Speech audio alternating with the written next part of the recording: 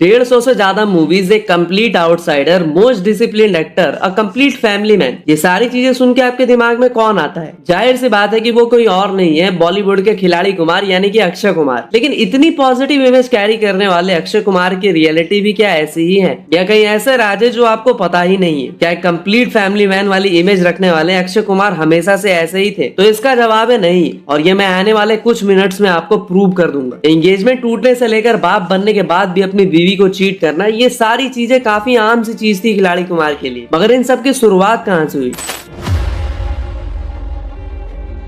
तो इन सब की शुरुआत खिलाड़ी कुमार के मॉडलिंग दिनों से होती है, जब उन्होंने एक और स्ट्रगलिंग मॉडल पूजा बत्रा के साथ रिलेशनशिप में आने का डिसाइड किया। पूजा एक स्ट्रगलिंग मॉडल तो थी ही, और अक्षय भी उस टाइम पे इंडस्ट्री में पांव जमाने की कोशिश कर रहे थे कि तभी उन दोनों के इस स्ट्रगल भरे रास्ते में एक दूसरे का साथ सुकून देने लगा। पहले ये दोस्ती थोड़ी गहरी हुई और फिर ये दोस्ती प्यार में बदल गई। दोनों एक दूसरे के साथ रिलेशनशिप में आ गए।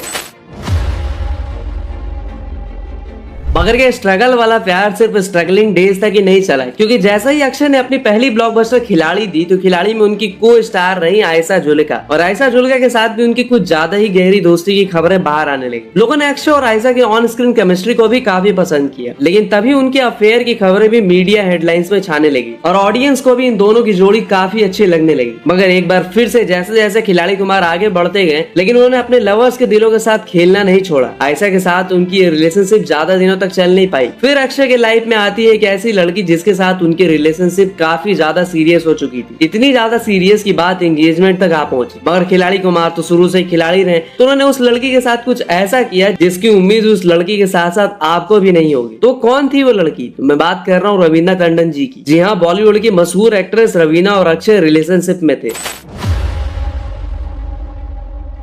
साल 1994 में रिलीज हुई मोहरा, जहां अक्षय और रवीना की मुलाकात पहली बार हुई थी। मूवी के शूटिंग के दौरान ही ये दोनों काफी क्लोज भी आ गए थे। देखते ही देखते ये दोनों एक दूसरे से प्यार करने लगे। अक्षय को हमेशा से एक ऐसी लड़की चाहिए थी जो उनके घर को संभाल सके, यानी कि ऐसी लड़की जो एक हाउसवाइफ हो। लेकिन रवीना तो उस वक्त अपने पीक पर थी, मगर फिर भी अक्षय के लिए वो अपने पीक करियर को साइड करने के लिए रेडी हो गई थी। मोहरा मूवी में काम करने के बाद उन्होंने 2 साल तक एक दूसरे को डेट किया था, जिसके बाद दोनों ने इस रिश्ते को एक नए मुकाम देने का डिसाइड किया। रवीना अक्षय से पागलों की तरह प्यार करती थी, और अक्षय भी रवीना को बार बार यही कह रहे थे कि तुम ही वो लड़की हो जिसके साथ में अपना फ्यूचर देख सकता हूँ। अक्षय ने रवीना को अपने पेरेंट्स से भी मिलाया था। रवीना उनको भी काफी ज्यादा पसंद आई थी, जिसके बाद रवीना ने अक्षय के बारे में अपने घर वालों को भी बताया, और फिर दोनों एक दूसरे के साथ मंदिर में एंगेजमेंट तक कर लेते। इस एंगेजमेंट में अक्षय और रवीना की फैमिली के अलावा ज्यादा लोग मौजूद नहीं थे, और इस एंगेजमेंट के बाद ही अक्षय ने रवीना से कहा था कि आपने जो मूवीज ऑलरेडी साइन कर रखी है, उन सब की शूट जल्द से जल्द खत्म कर लो, ताकि उसके बाद हम शादी कर सके। रवीना टंडन इस रिलेशनशिप को लेके काफी ज्यादा सीरियस थी। इसी वजह से रवीना को उस वक्त जो भी मूवीज ऑफर हो रही थी, उन्होंने उन सारी मूवीज को रिजेक्ट करना शुरू कर दिया था। कई मूवीज जिन्हें रवीना ने रिजेक्ट किया था, वो तो आगे चलकर काफी बड़ी हिट साबित हुई थी। उन्हीं में से एक थी कुछ कुछ होता है, जहाँ रवीना अपने पूरे करियर को अक्षय के लिए साइडलाइन करने के लिए रेडी थी। वहीं अक्षय उन्हें इस वफादारी का इनाम चीट करके देते। और एक दिन ऐसा भी आता है जब रवीना अक्षय और रेखा और सुष्मिता सेन के साथ उन्हें रंगे हाथों पकड़ लेती। इसके बाद जब रवीना उनसे नाराज हुई, तो हर बार अक्षय ने उन्हें मना लिया। रवीना ने 3 साल तक अक्षय की सारी गलतियों को माफ किया, लेकिन हर चीज की भी एक हद होती है। तो रवीना ने भी खुद एक इंटरव्यू में खुलासा किया कि अक्षय हर दूसरी लड़की के साथ अफेयर कर लेते थे, और वो जिस लेवल पे अफेयर कर रहे थे, उन्हें मुंबई के लगभग हर लड़की के पेरेंट्स को मॉम डैड कहना पड़ता। रवीना ने एक इंटरव्यू में कहा था कि लॉयलिटी उनके लिए बहुत मैटर करती है, बट शायद ये अक्षय के लिए उतना मैटर नहीं करती। सच बात तो ये है कि अक्षय के लिए प्यार मोहब्बत की सीरियसनेस मैटर ही नहीं करती थी। उनमें वो मैच्योरिटी थी ही नहीं कि वो प्यार मोहब्बत में आ सके, तभी वो रवीना के साथ अपनी एंगेजमेंट को काफी लाइटली लेते। एक इंटरव्यू में तो उन्होंने खुद एक्सेप्ट किया था कि वो रवीना से एंगेज थे, और उन्होंने यह बात बड़ी ही कैजुअल तरीके से बोली थी कि वो बस एंगेज थे, जो आगे चलकर टूट गई, जैसे एंगेजमेंट मैटर ही नहीं करता उनके लिए। और आपको जानकर ये हैरानी होगी कि एक बार एंगेजमेंट के दौरान जब रवीना और अक्षय का किसी बात को लेकर पंगा हो गया और उनका ब्रेकअप हुआ, तो अक्षय ने तुरंत दूसरी किसी लड़की के साथ एंगेजमेंट कर ली। अक्षय ने रवीना से एंगेजमेंट तो नहीं तोड़ा, मगर फिर भी उन्होंने एक और लड़की से एंगेजमेंट कर ली। यहाँ तक कि एक टाइम पे जब वो रवीना से एंगेज थे, तभी वो उसी वक्त 2 और लड़कियों से भी एंगेज थे। जी हाँ, ये बात काफी शॉकिंग है, लेकिन ये सच है। एक साथ 3 लड़कियों के साथ एंगेज होना, ये बात खुद रवीना ने अपने एक इंटरव्यू में कन्फेस की थी। एक तरफ जहाँ रवीना अक्षय के लिए अपनी अच्छी खासी करियर बर्बाद करना चाहती थी, वहीं अक्षय ने उनकी और रवीना की एंगेजमेंट तक को रिवील नहीं करा था, सिर्फ इस डर से कि कहीं उनकी फीमेल फैन फॉलोइंग कम ना हो जाए। खैर, इतने सारे ब्लंडर्स के बाद भी रवीना ने अक्षय को हर बार माफ किया, मगर पानी सर से ऊपर तब तब चला गया जब रवीना को अपने मंगेतर के साथ साथ अपनी बेस्ट फ्रेंड से भी धोखा मिला, और वो बेस्ट फ्रेंड कोई और नहीं थी बल्कि थी शिल्पा शेट्टी।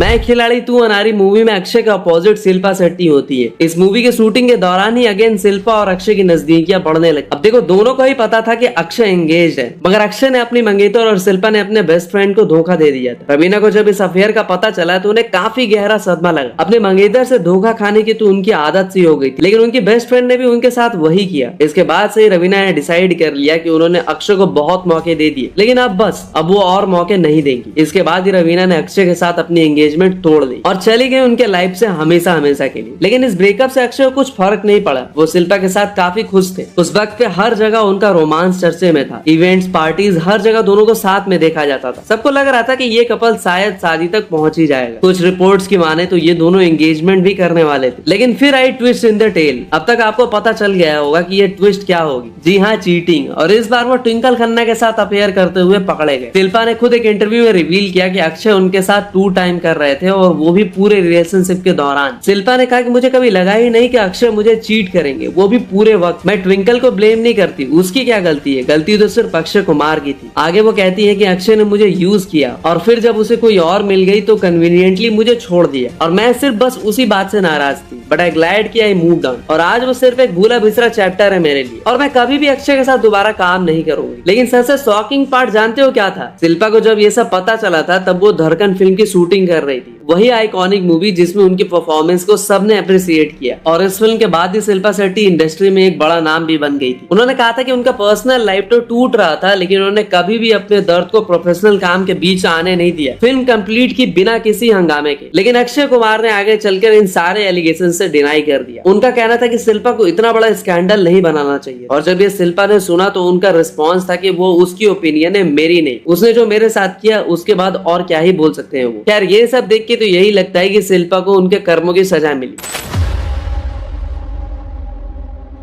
शिल्पा शेट्टी जहाँ एक तरफ पूरी तरह से टूट चुकी थी, वहीं अक्षय एक बार फिर से बड़ी इजीली मूव ऑन कर जाते हैं, और तभी उनकी मुलाकात होती है ट्विंकल खन्ना से। अक्षय और ट्विंकल की पहली मुलाकात हुई थी फिल्म फेयर मैगजीन के शूट के दौरान, और फिर इंटरनेशनल खिलाड़ी के शूट के वक्त दोनों काफी क्लोज भी आ गए थे। ट्विंकल उस वक्त हार्ट ब्रेक से गुजर रही थी और वो एक सीरियस रिलेशनशिप के लिए तैयार भी नहीं थी, मगर टाइम के साथ दोनों इस रिलेशनशिप को लेकर सीरियस हो जाते हैं। और जैसा कि मैंने आपको बताया कि अक्षय को एक हाउसवाइफ ही चाहिए थी, और उस टाइम पर ट्विंकल खन्ना का करियर भी काफी बुरा चल रहा था, एक भी मूवी उनकी हिट नहीं जा रही थी। लेकिन उन्हें अपनी लास्ट मूवी मेला, जो कि 2000 में रिलीज हुई थी, उस फिल्म से उन्हें काफी ज्यादा एक्सपेक्टेशंस थी। लेकिन जब वो फिल्म भी फ्लॉप हो गई तो उन्होंने बॉलीवुड से ब्रेक लेने का डिसाइड कर लिया, और इसके बाद ही ईयर 2001 में अक्षय और ट्विंकल ने शादी कर ली। मतलब फाइनली इतनी लड़कियों का दिल तोड़ने के बाद, उनकी फीलिंग्स के साथ खिलवाड़ करने के बाद आखिरकार अक्षय ने एक रिश्ते को ढंग से तो निभा ही लिया, और शादी के अगले ही साल 2002 में उन दोनों का एक बेटा भी हुआ। और बस ऐसी रही अक्षय कुमार की कैसोनोवा वाली लाइफस्टाइल। मतलब मान के चलो कि आखिरकार एक हैप्पी एंडिंग। लेकिन वेट, अभी कहां? अभी तो कहानी में एक और बड़ा ट्विस्ट आना बाकी था।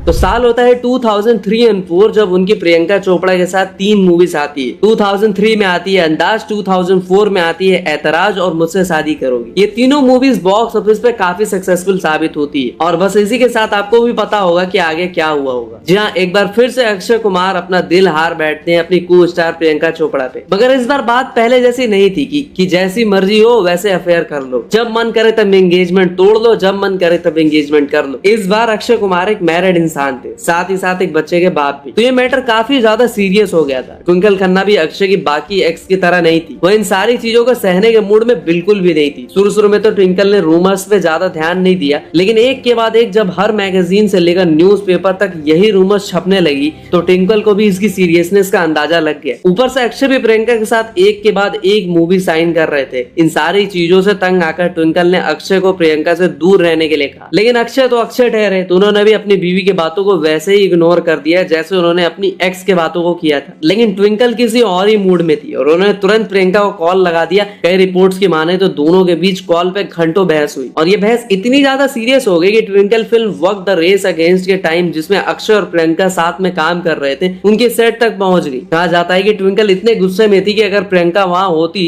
तो शायद उन्हें भी 2-3 थप्पड़ खाने पड़ सकते थे, लेकिन लग रही प्रियंका उस मोमेंट पे सेट पे नहीं थी। ये फाइट इतनी ज्यादा बड़ी बन गई कि अक्षय को खुद एक ऑफिशियल स्टेटमेंट देना पड़ गया, जिसमें उन्होंने कहा कि मैं प्रियंका चोपड़ा के साथ फ्यूचर में कभी काम नहीं करूंगा। और अगर आपने नोटिस करा तो उसके बाद से प्रियंका और अक्षय ने कभी भी स्क्रीन शेयर नहीं किया। और फाइनली अक्षय की चीटिंग स्क्रिप्ट पे ट्विंकल ने फुल स्टॉप लगा दिया और अक्षय ने भी उसके बाद अपनी फैमिली पे ज्यादा ध्यान देना प्रेफर किया। तो ये थी कहानी बॉलीवुड के one of the most perfect family man की जवानी के तीनों। जैसे आप हम एक परफेक्ट फैमिली मैन समझते हैं, वो एक वक्त बॉलीवुड के सबसे बड़े कैसोनोवा और प्ले बॉय थे। तो आपको एज एन इंसान अक्षय कुमार कैसे लगते हैं कमेंट सेक्शन में जरूर बताना। मैं मिलता हूँ आपसे अगली वीडियो में, तब तक के लिए हर हर महादेव।